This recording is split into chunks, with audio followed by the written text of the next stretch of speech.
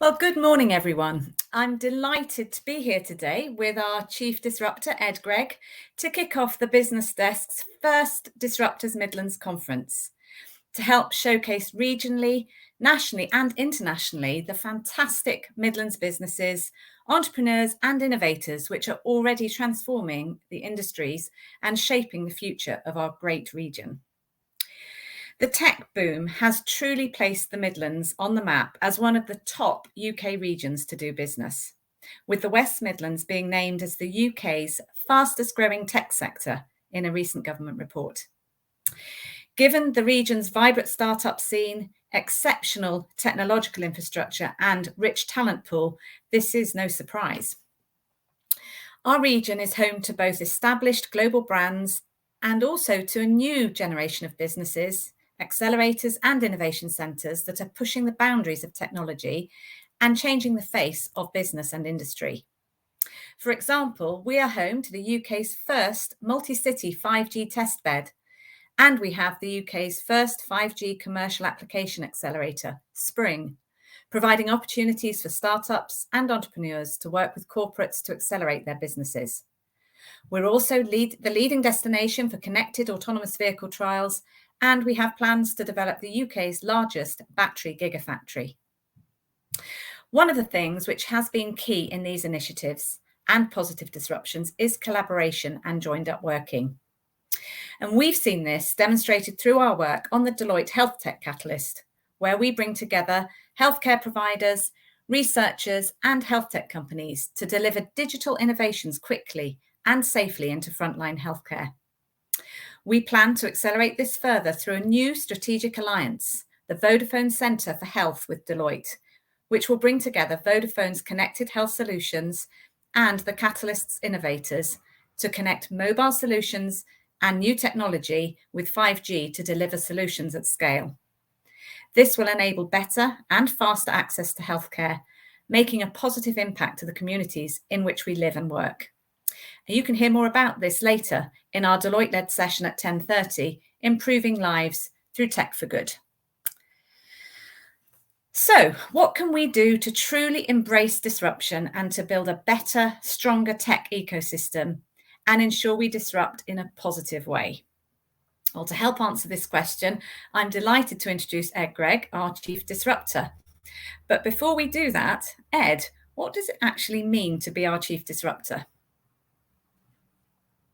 Hi, Jane. I'm really delighted to be here. So my job as Chief Disruptor is to work with new technologies with my team and get them delivering tangible benefits as quickly as possible to our clients, to ourselves, and to wider society. Great. So what do you think are the key ingredients in being a true disruptor? Well, I think there are two really crucial key ingredients. One is having the right mindset, and the other is a focus on falling in love with the problem. So in terms of the right mindset, we've seen, as Alex mentioned, the world has changed really fast over the last 18 months, but it was changing very fast before that as well. A lot of changes that we thought would take a long time have happened in a matter of weeks. And so that was something that in the past, people potentially struggled to believe that they had the ability to kind of make those changes. And that was something that we really focused on, was this idea of kind of a growth mindset and getting people, giving people the belief that they would be able to make these changes. As the slide says, it's this idea of not yet. So that you're not necessarily able to do something, but you're going to take the small steps that you need to get there. And I think that the thing about the pandemic, Anne-Marie Slaughter, the CEO of New America, called it a time machine to the future.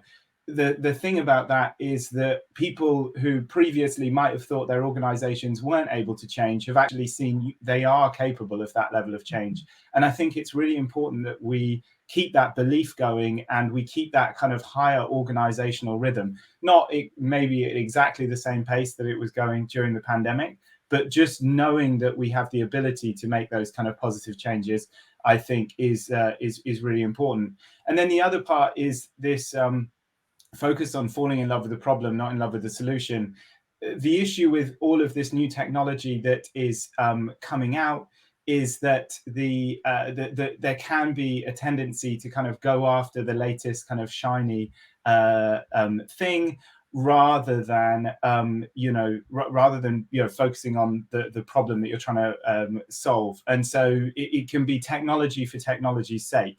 And so a lot of what we do, even though we're working with new technology, is about getting people to take a step back and then to really focus on the problem that they are trying to solve, rather than getting distracted by the shiny new solutions. And magic bullets and kind of point solutions, those are things that we really try to avoid. And more often than not, the actual problem that you're trying to solve is one of cultural change, not actually of technology implementation. The technology is an enabler, but actually the thing that you're really trying to do is change a culture, change an organization. So I think that is a really important thing to always bear in mind. Well, that makes perfect sense, Ed. But how do organizations actually do this and achieve successful disruption?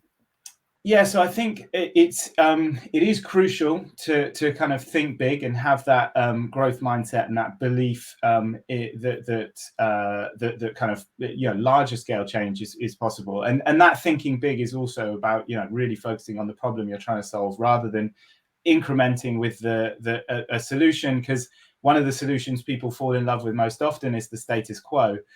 So it's really important to think big. But then it's really important to experiment, to start small and to test often. And that kind of allows you to scale fast. And I think it's very crucial to be user-centric and customer-centric in the way that you're doing that. So that start small and test often is absolutely about being centered around the users. I think something that we're seeing as well, though, is getting people to kind of consider beyond just the users, also kind of the wider impact of those changes, but being really focused on those small scale and starting small is absolutely crucial. And I mean, we've got an example to illustrate that, which is from kind of the healthcare space. So this is Phoebe, who was 6 years old when we first got in touch with her. And the reason that we got in touch with Phoebe was because we wanted to look at kind of technology adoption within the NHS. And one thing that we thought would be interesting to explore was around 3D printing prosthetics, because that was something where we thought there was an opportunity for kind of big gains. And so Phoebe had a prosthetic, as you can see here, and it did a great job, but it wasn't something that she used very often. So you can see it was kind of a light colored sheath with that kind of those metal attachments. So we brought her to the Deloitte Digital Studio. We talked to her about 3D printing. And then we printed her a single color prosthetic that we allowed her to kind of color in. And then we sent her a template so that she could design the next iteration. So, testing often. And she sent us back this, which is Princess Poppy from the film Trolls, in case you haven't recognized it. Our printer could only do 2 colors. This was her mum's design as well. So it was, we had to take some artistic license with it. And this was then what we created. And then this was kind of the prosthetic that we were able to do. And we made some modifications to that. And then this was Phoebe wearing the prosthetic on her first day at school. Gosh, what a change to see her there proudly wearing her pink and purple arm, and I see an accessorized headband as well. That's quite a change from the first photo that you shared.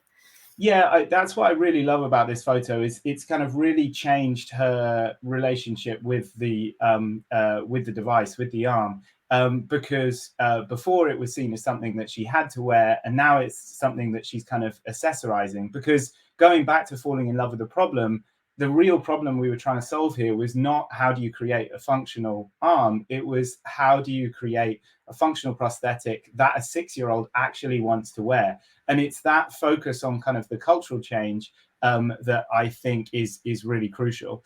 And so, yeah, we continue to kind of develop this. You can see her accessorizing this with her clothes again here. This was we have expanded the project. This was a terrible clothing choice that she made, but you know, we can't begrudge her that because she's 6. But this was a great event, and actually you can also see Max, who was another of the children that we were working with as we kind of continue to scale it. So it was it's been a really exciting project, but it's a nice illustration of the not only falling in love with the problem, but also this kind of thinking big, starting small, and testing often approach. So yeah, that's a lovely story, Ed, and I think it really brings to life some of the points that you've been making.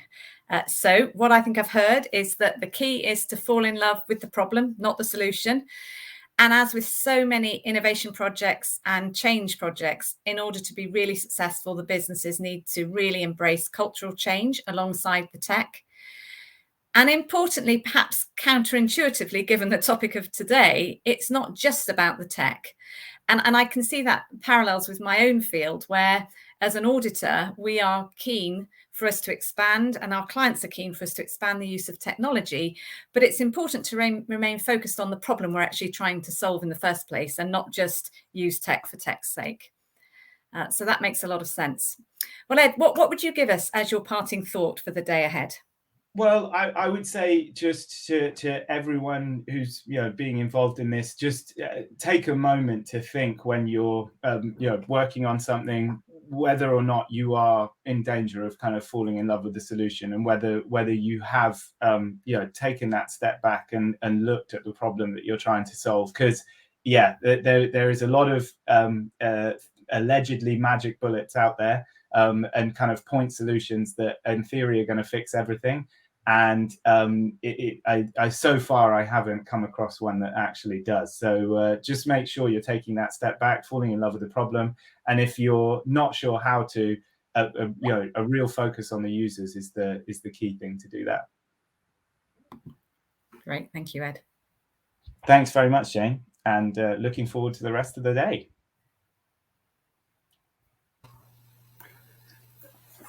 Thanks, Jane and Ed. I think falling in love with the problem is a great place for us to start at Disruptors Midlands. And I think the story of accessorizing a prosthetic and Princess Poppy, even though she's a new character to me, I think will stay with me. It's as you said, a great example of mindset and cultural change. And perhaps the footballer she was stood next to will also undergo some cultural change as well in the weekend, although hopefully not too much. Our next session is about to start, which is on how to grow a disruptive business, where we have entrepreneurs and advisors talking about their experiences and insights on taking an inspirational idea and turning it into an investable proposition that is able to scale.